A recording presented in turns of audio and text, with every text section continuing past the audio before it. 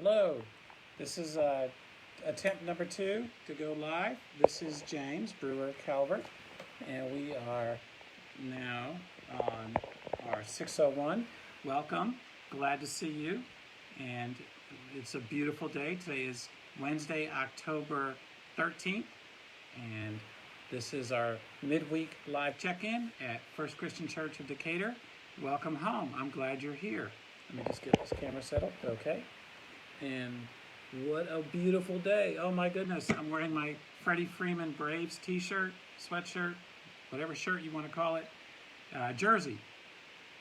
Because we are so excited. We are so excited.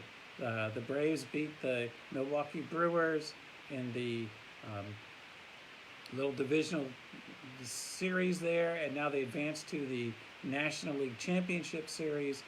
They're going to play either the Dodgers or the Giants, depending on which of those comes out of it alive. And then we play on Saturday, and away we go.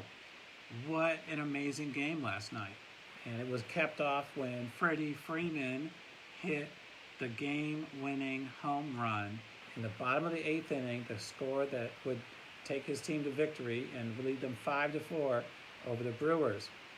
I loved his interview after the game. I just love what he said. Freddie Freeman said that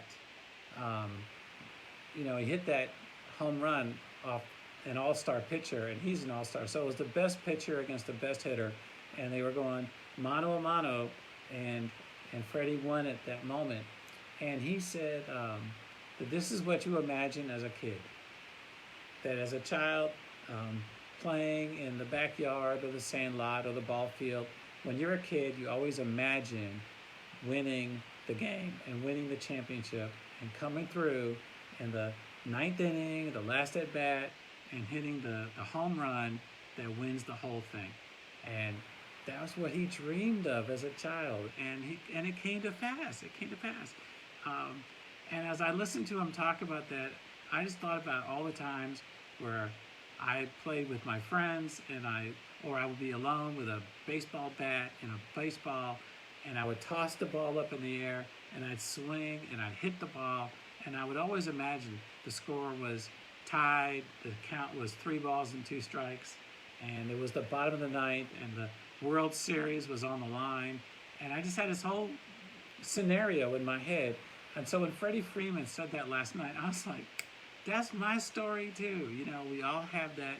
So many of us have that imagination of when you're a child. I'm going to do something great, and I'm going to come through for my team. I'm going to win that championship. My hit is going to do it, and we play it out in our minds, and it's so much fun. It's so much fun. And there's been times when I would throw the ball up, and I would swing, and I'd miss. And I'm like, oh my God, I struck out, and my team loses the championship. But that's a part of the imagination. Sometimes you win the game, sometimes you lose, but you're always playing the game in reality and in your mind. And then you dream and you imagine that maybe one day I'll get to live this out, right? This imaginary, I think about this, but one day I'll get to live this out. I'll get to embody this vision, this hope, this dream. And Freddie Freeman did. He did it. He did it. It was such a big deal that he had this imagination as a child and his dream and his hope, and he put in the work and he put in the effort and came through when it counted.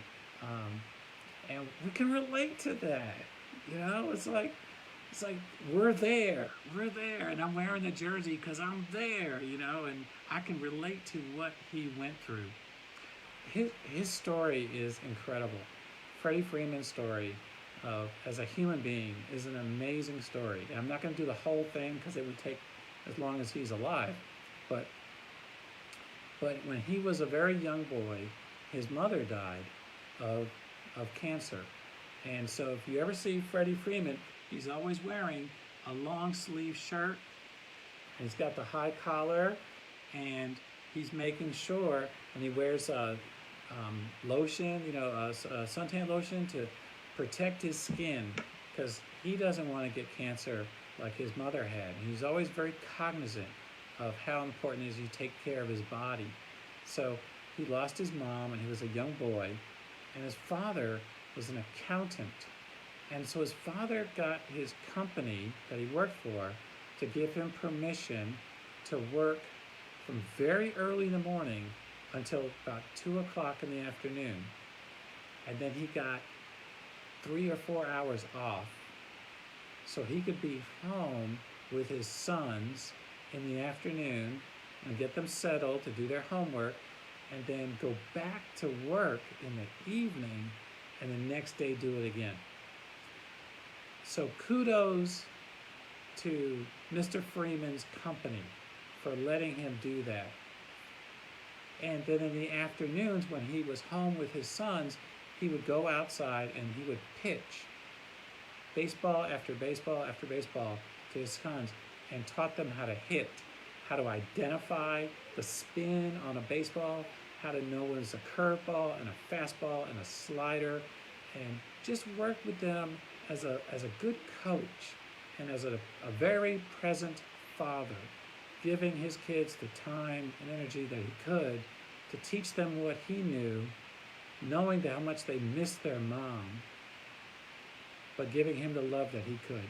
What a great father. What a great skill in parenting. So kudos to his father as well for making that happen. And, as I hear that story, it just reminded, it takes a village. It takes a whole village of us, companies who care, parents who care, people who put the time and energy into raising up our young people in the way they should go. It takes a village of us working and serving and loving God and loving one another to raise up our boys and our girls and our children so that they can be the ones that God is calling them to be, so that their dreams, their imaginations, their hopes, their aspirations as children can become real, can be embodied and shared for the greater good. There is so much joy in Braves country right now. And we watch Freddie Freeman run around those bases and exulting. And he got back to his teammates and he went into the dugout and they've never seen such emotion. He was so happy that he ran back out on the field for a curtain call and 40,000 fans jumped up in the air and just cheered. And he's never had a curtain call before. He's never run out on the field again to say, and it wasn't about me, it was about us. This is something we did together. Yeah, he swung the bat, but it took all of us to get to where we are. I really believe that.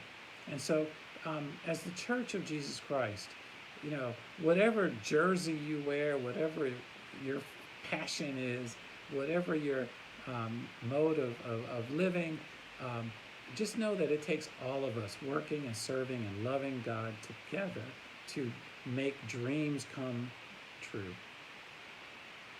to live into the fullness of life. So when you see a child who needs an extra hand, give that child an extra hand. If you see someone who needs some help, help them out along the way. And they're helping you out as well. And the ones who win, all of us. All of us. It's such a gift. It's an honor to be with you. I see that Ruth and Johnny Lee and Elaine and Barbara and so many awesome people are checking in. We love you very much. And you're all in our prayers. And as we move towards building the beloved community of God, know that there are little Freddie Freemans in our midst right now who need someone to throw a ball, to play catch, to help cook, to help grow, to learn to read, to be read to. So make energy, make time for those in our community who have a dream and who need to be living out and into that dream.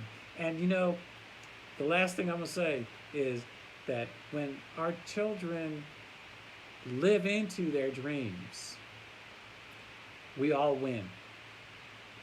We all win. And what a gift of God. So may your dreams come true, and may the Church of Jesus Christ be a part of making that happen. I look forward to seeing you on Sunday. We are live and in person on Sunday mornings at 10:25. The sanctuary is open. Y'all come on in. And if you can't be there in person, watch us online. We'd love to share God's love and grace with you. We're an open and affirming congregation. We are anti-racist and pro-reconciling, and it is a joy and an honor to be the pastor of this vibrant and significant congregation in downtown Decatur. Blessings and peace. Look forward to seeing you soon. Take care. Bye-bye.